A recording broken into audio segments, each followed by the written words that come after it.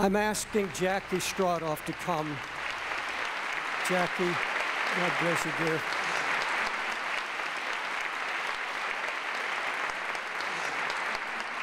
Good morning, church. I was born in Pittsburgh, Pennsylvania. I was the oldest of 6 children.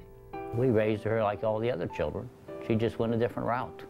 I got off track in life, as maybe many of you have. Taking pills, getting high, having sex in the backseat of cars and all that kind of thing. And I was dating the captain of the football team, and he was a senior, and then a cheerleader by the name of Lois, a blonde cheerleader, kind of moved in.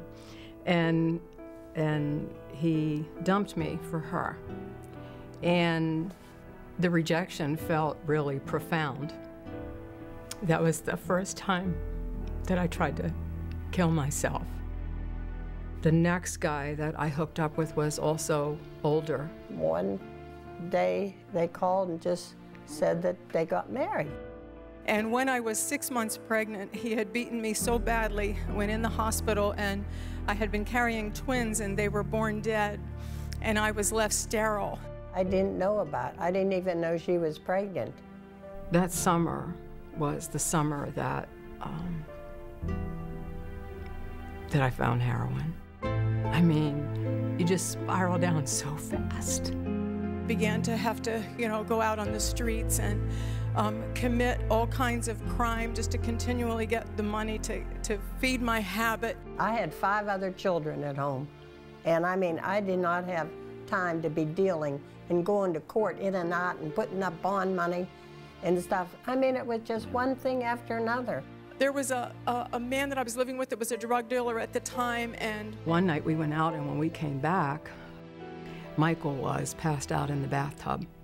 And so we just pulled him over onto the bed and just kept shooting drugs through the night and didn't pay any attention to it. In the morning I woke up because I was freezing cold, and realized I was freezing cold because he was freezing cold. I can't call anybody or do anything because they'll come and they'll take all our drugs. And at the time, Larry's working construction at this apartment site. They took the body and wrapped it in a carpet. And took him down the stairs and put him in the back of the truck. And they carried it out to the job site where he worked. And he worked the backhoe, and he dug down about 10 or 15 feet. And we went and buried him. And we swore that we'd never speak about it again. Things got really bad for me mentally after that. That's when my little brother came over to check on me. And I asked him if he wanted to try some. And so I shut him up. And he immediately started convulsing in my arms. Dragged him outside to the balcony. And he died in my arms. And he was only 19 years old. I was furious at her. I mean, I said, don't talk to me about her. I don't want to see her. I don't care what you do with her. I said, I don't want to hear nothing about it. I'm done. The day that, of my brother's funeral, my father came with his friend Frank, and he said, God sent me here to tell you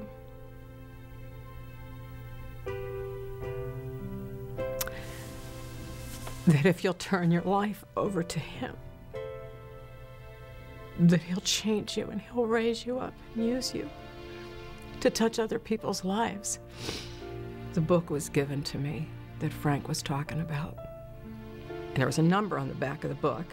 And I went to the phone booth and I made a collect call to that number. And they sent a ticket and they brought me in this program. And I went in this program, I was high, they just put me to bed. The next day I woke up and I wanted to sneak away. And she says, listen, she said, if you'll let us pray for you, she said, I'll drive you back to town and put you on the bus and you can go back to DC. I said, bet, I can do anything for 24 hours, right? And they started praying. And I mean, almost immediately, I could feel fire starting off in my belly right here. And it just raced through my whole body. It was like I could feel something like scrubbing me from the inside out. Everybody was saying to me, God touched you. God touched you. This is Jesus. He's touching you. I didn't know anything theologically, but I knew when I got up off that floor that I would never, ever, ever be the same again. Ever. And I never was. And then all I wanted to know was, tell me more about Jesus. In my filth, he loved me. He loved me. Not when I got clean, but while I was still dirty. When I finished the program, I wanted more, and I started hearing that David Wilkerson was going to start a Bible school for Teen Challenge graduates. And she was chosen to go to David Wilkerson's program because they took the best students there, and that's where she met her husband. I found out on my first anniversary I was pregnant with my son. Yes. And 6 years later, he gave me another gift and gave me a daughter. Her kids have just turned out great, you know, and I just can't get enough of her now. I mean, we just talk all the time. And I never once dreamt that Jacqui would end up becoming a minister herself.